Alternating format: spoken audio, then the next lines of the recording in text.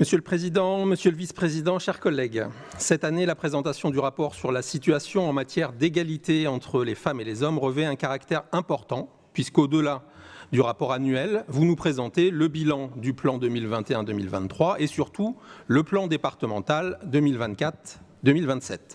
Donc c'est le moment pour agir concrètement, efficacement et avec ambition contre l'ensemble des inégalités entre les femmes et les hommes dans le département du Nord. Et vous avez raison de pointer dans votre rapport l'ensemble des axes où le département peut agir, aussi bien au sein de notre collectivité que dans les politiques menées.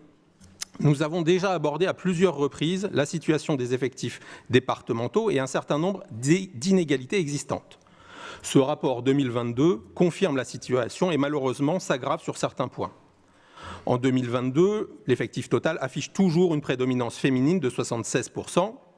Bien que le taux d'encadrement féminin ait augmenté, les femmes demeurent minoritaires dans les postes de direction, avec même une diminution depuis 2020, 43% en 2022 contre 55% en 2020. Sur les rémunérations, nous sommes déjà intervenus pour dénoncer le scandale des écarts de rémunération et les différences de rémunération entre les filières en défaveur de celles largement féminisées. De même, concernant le déroulement de carrière, il existe une inégalité inacceptable en termes de promotion interne. Aujourd'hui, un agent du département a 2 fois plus de chances d'être promu qu'une agente, avec un taux de promotion de 3,5% pour les hommes et 1,34% pour les femmes. C'est incompréhensible. Ce point doit absolument être revu pour réduire les inégalités.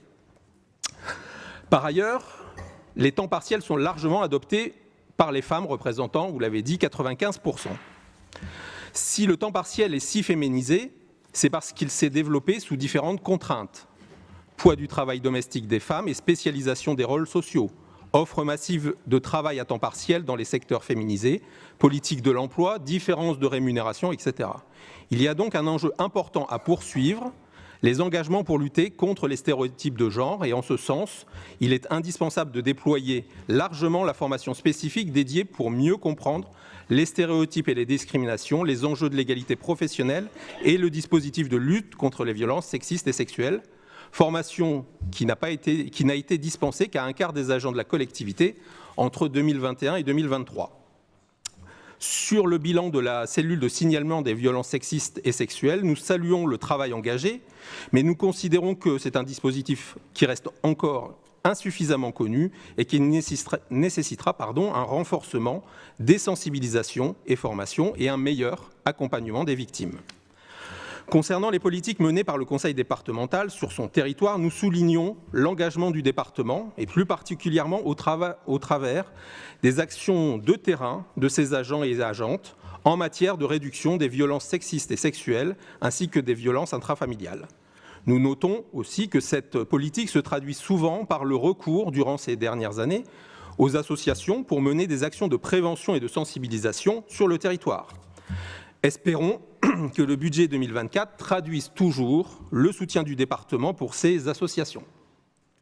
Sur ces questions de violence, l'engagement doit être sans faille, car il est triste de rappeler que le Nord est le département français comptant le plus de faits de meurtre dans le couple en 2022. Le département doit s'engager clairement sur tous les sujets de promotion de l'égalité entre les femmes et les hommes.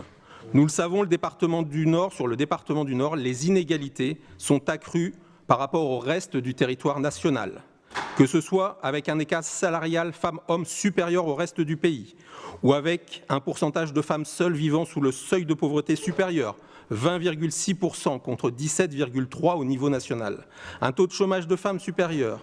Le département du Nord se doit d'être là, à la hauteur des difficultés des nordistes et des enjeux. Sur le plan départemental 2024-2027, même si nous partageons les objectifs, qui sont d'ailleurs relativement équivalents à ceux du précédent plan d'action, nous considérons que votre engagement n'est pas à la hauteur de la situation. De manière générale, il faut passer de l'expérimentation à la généralisation de dispositifs qui ont déjà fait leurs preuves. Par exemple, avec le dispositif RSA d'urgence à Valenciennes, ou encore pour la mise en place de distributeurs gratuits de protection périodique au sein des locaux départementaux, au sein des collèges. Le département doit être plus innovant.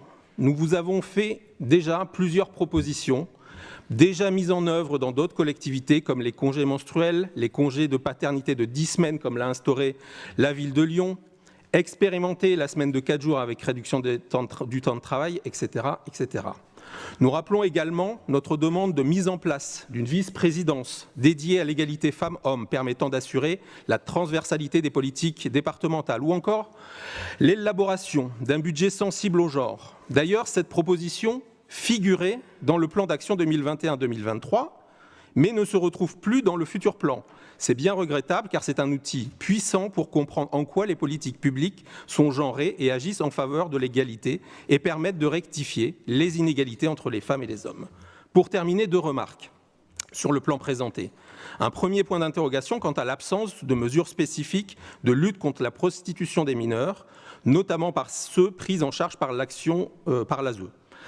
En effet, le plan 2024 ne comporte pas de dispositions claires à ce sujet, alors que des actions sont engagées par le département dans ce domaine.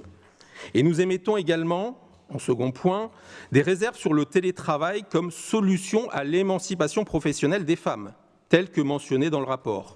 Même s'il présente des avantages considérables, réduction des temps de transport, plus grande autonomie dans l'organisation du travail, le télétravail peut être aussi source de risques, particulièrement pour les femmes, compte tenu des inégalités préexistantes dans la sphère domestique, inégale répartition des tâches ménagères, déséquilibre de la charge familiale, etc.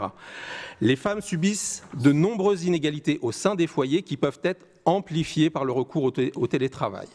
Vous l'avez compris, nous aurons une vigilance accrue dans la mise en œuvre et les moyens qui seront dédiés à ce plan. Je vous remercie.